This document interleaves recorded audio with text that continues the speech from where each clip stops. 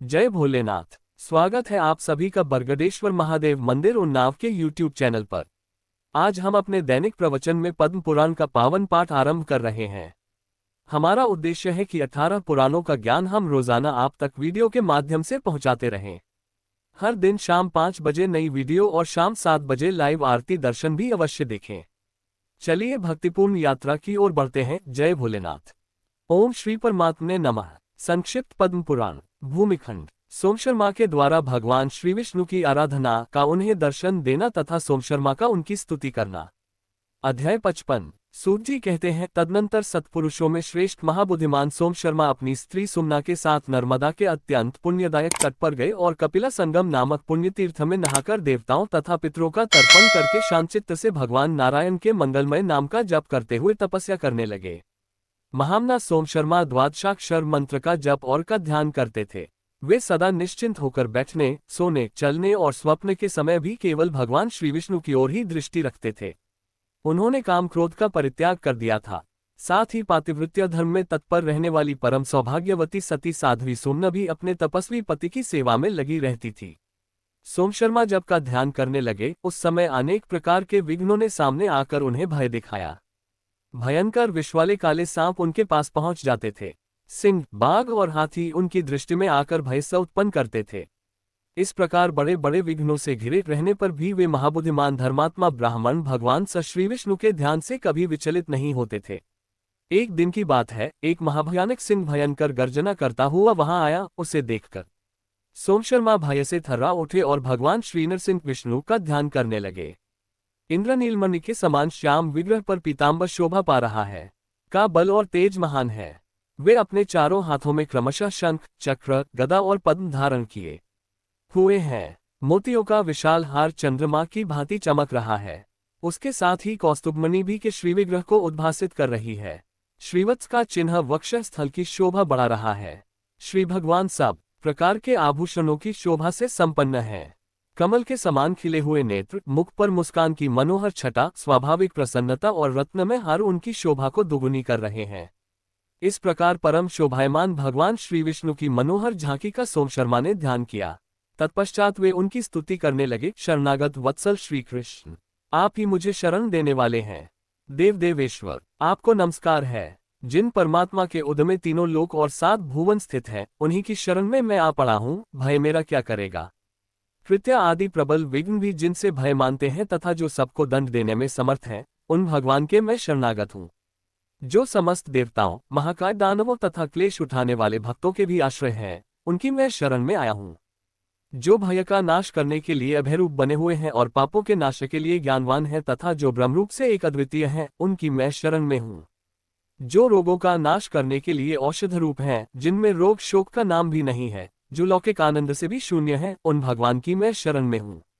जो अविचल लोकों को भी विचलित कर सकते हैं, उनकी मैं शरण में आया हूँ। भय मेरा क्या करेगा। जो समस्त साधुओं का पालन करने वाले हैं, जिनकी नाभ से कमल की उत्पत्ति हुई है तथा जो विश्वात्मा इस विश्व की सदा ही रक्षा करते हैं, उनकी मैं शरण में आया हूँ। जो सिंह के रूप में मेरे सामने उपस्थित होकर भय दिखा रहे हैं, उन भक्त भयहारी भगवान श्री नरसिंह जी की मैं शरण में आया हूँ। ग्रह से युद्ध करते समय आपत्ति में पड़ा हुआ विशालकाय गजराज जिनकी शरण में आया था और जो गजेंद्र मोक्ष की लीला में स्वयं उपस्थित हुए थे, उन शरणागत वत्सल प्रभु की मैं शरण में आया है। हिरण्याक्ष का वध करने वाले भगवान श्रीवराह की मैं शरण में हूँ। ये सब जीव मृत्यु का रूप धारण करके मुझे भय दिखा रहे हैं, किंतु मैं अमृत की शरण में पड़ा हूँ। श्रीहरि वेदों का ज्ञान प्रदान करने वाले ब्राह्मण भक्त ब्रह्मा तथा ब्रह्मज्ञान स्वरूप है, मैं उनकी शरण में पड़ा हूँ। जो निर्भय, संसार का भय दूर करने वाले और भयदाता हैं, उन भयरूप भगवान की मैं शरण में हूँ। भय मेरा क्या करेगा। जो समस्त पुण्यात्माओं का उद्धार और संपूर्ण पापियों का विनाश करने वाले हैं, उन धर्मरूप भगवान श्री विष्णु की मैं शरण में पड़ा हूँ। ये परम प्रचंड आंधी मेरे शरीर को अत्यंत पीड़ा दे रही है, मैं इसे भी का ही स्वरूप मानकर इसकी शरण में हूँ। अतः ये भगवान वायु मुझे सदा ही आश्रय प्रदान करें। अत्यंत शीत, अधिक वर्षा और दुसह ताप देने वाली धूप, इन सब के रूप में जिन भगवान का साक्षात्कार हो रहा है, मैं उन्हीं की शरण में आया हूँ। ये जो कालरूपधारी जीव यहाँ आकर मुझे भय देते हुए विचलित कर रहे हैं, सबके सब भगवान श्री विष्णु के स्वरूप हैं। मैं सर्वदा इनकी शरण में हूँ। जिन्हें सर्वदेव स्वरूप परमेश्वर केवल ज्ञानमय और प्रधान रूप बतलाते हैं, उन सिद्धों के स्वामी आदिसिद्ध भगवान श्री नारायण की मैं शरण में हूँ। इस प्रकार प्रतिदिन भगवान श्री केशव का ध्यान और स्तवन करते हुए सोम शर्मा ने अपनी भक्ति के बल से को हृदय में बिठा लिया। उनका उद्यम और पुरुषार्थ देखकर भगवान श्री ऋषिकेश प्रकट हो गए और उन्हें हर्ष प्रदान करते हुए बोले, महाप्राज्ञ सोम शर्मन, अपनी पत्नी के साथ मेरी बात सुनो। विप्रवर, मैं वासुदेव हूँ, सुव्रत, तुम मुझसे कोई उत्तम वर मांगो। श्री भगवान का ये कथन सुनकर द्विजश्रेष्ठ सोम शर्मा ने अपने नेत्र खोले, देखा तो विश्व के स्वामी श्री भगवान दिव्य रूप धारण किए सामने खड़े हैं। उनके शरीर की कांति मेघ के समान श्याम है, वे महान अभ्युदयशाली और सब प्रकार के आभूषणों से विभूषित हैं। संपूर्ण आयुध उनकी शोभा बढ़ा रहे हैं। उनका श्रीविग्रह दिव्य लक्षणों से संपन्न है, नेत्र खिले हुए कमल के समान है, पीतवस्त्र श्रीअंगों की शोभा बढ़ा रहा है। देवेश्वर भगवान श्री विष्णु शंख, चक्र और गदा धारण किए गरुड़ पर विराजमान हैं। वे इस जगत तथा ब्रह्मा आदि के भी भलीभांति भरण पोषण करने वाले हैं। ये विश्व उन्हीं का स्वरूप है।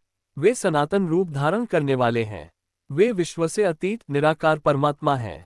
भगवान श्री जनार्दन को इस रूप में उपस्थित देख विप्रवर सोम शर्मा महान हर्ष में भर गए और करोड़ों सूर्यों के समान तेजस्वी एवं लक्ष्मी सहित शोभा पाने वाले श्री भगवान को साष्टांग प्रणाम करके दोनों हाथ जोड़े अपनी स्त्री सुमना के साथ उनकी स्तुति करने लगे। देव जगन्नाथ, आपकी जय हो। सबको सम्मान देने वाले लक्ष्मीपते, आपकी जय हो। योगियों के स्वामिन योगींद्र, आपकी जय हो। यज्ञ के स्वामी हरे, आपकी जय हो। विष्णु रूप से यज्ञेश्वर और शिव रूप से यज्ञ विध्वंसक सनातन और सर्वव्यापक परमेश्वर विस्मयादिबोधक चिन्ह, आपकी जय हो। जय हो।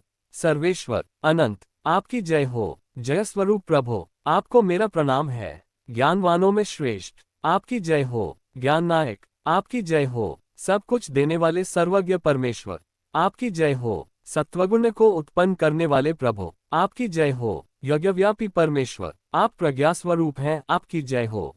प्राण प्रदान करने वाले प्रभु, आपकी जय हो। पापनाशक पुण्येश्वर, आपकी जय हो। पुण्यपालक हरे, आपकी जय हो। ज्ञान स्वरूप ईश्वर, आपकी जय हो। आप ज्ञानगम्य हैं, आपको नमस्कार है। कमललोचन, आपकी जय हो। आपकी नाभ से कमल का प्रादुर्भाव हुआ था, अतः पद्मनाभ नाम से प्रसिद्ध आपको प्रणाम है। गोविंद, आपकी जय हो। गोपाल, आपकी जय हो। शंख धारण करने वाले निर्मल स्वरूप परमात्मन, आपकी जय हो। चक्र धारण करने वाले अव्यक्त रूप परमेश्वर, व्यक्तरूपधारी, आपको नमस्कार है। प्रभु, आपके अन पराक्रम से शोभा पा रहे हैं, आपकी जय हो। विक्रम नायक, आपकी जय हो। विद्या से विलसित रूप वाले देवेश्वर, आपकी जय हो। वेदमय परमेश्वर, आपको नमस्कार है। पराक्रम से सुशोभित अंगों वाले प्रभु, आपकी जय हो। उद्यम प्रदान करने वाले देव, आपकी जय हो। आप ही उद्यम के योग्य समय और उद्यम रूप हैं, आपको बारंबार नमस्कार है। भगवान, आप उद्यम में समर्थ हैं, आपकी जय हो। उद्यम कराने वाले भी आप ही हैं, आपकी जय हो। युद्धोद्योग में प्रवृत्त होने वाले आप सर्वात्मा को नमस्कार है। सुवर्ण आपका तेज है, आपको नमस्कार है। आप विजयी वीर हैं, आपको नमस्कार है। आप अत्यंत तेजस स्वरूप और सर्वतेजों में हैं, आपको प्रणाम है। आप दैत्य तेज के विनाशक और पापमय तेज का अपहरण करने वाले हैं, आपको नमस्कार है।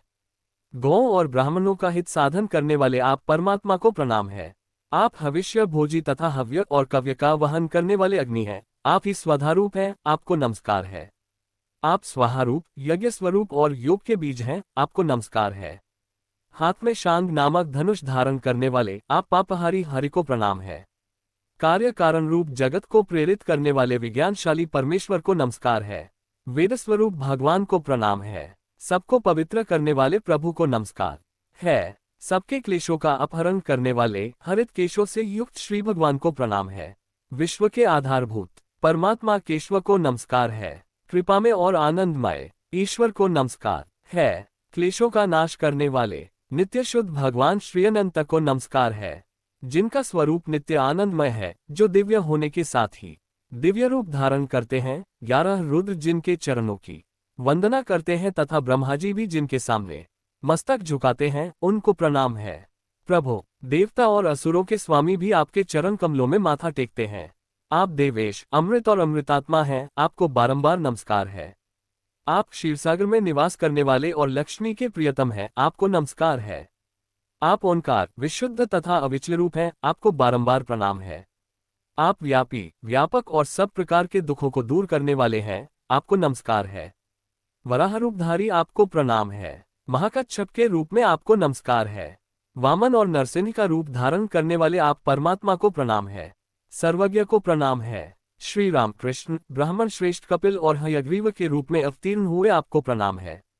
इस प्रकार इंद्रियों के स्वामी भगवान श्री जनार्दन का स्तवन करके सोम शर्मा ने फिर कहा, प्रभु ब्रह्मा जी भी आपके पावन गुणों की सीमा को नहीं जानते तथा सर्वेश्वर रुद्र और इंद्र भी आपकी स्तुति करने में असमर्थ है, फिर दूसरा कौन आपके गुणों का वर्णन कर सकता है? मुझ में बुद्धि ही कौन सी है जो मैं आपकी स्तुति कर सकूं? केशव, मैंने अपनी छोटी बुद्धि के अनुसार आपके निर्गुण और सगुण रूपों का स्तवन किया है। सर्वेश, मैं जन जन से आपका ही दास हूँ। लोकेश, मुझ पर दया कीजिए। आशा है आज का पद्म पुराण पाठ आपके जीवन में शांति और आशीर्वाद लाएगा। कृपया चैनल को लाइक, शेयर और सब्सक्राइब अवश्य करें। शाम 7 बजे लाइव आरती दर्शन में जरूर जुड़ें। फिर मिलेंगे कल शाम 5 बजे एक नए अध्याय के साथ। जय भोलेनाथ।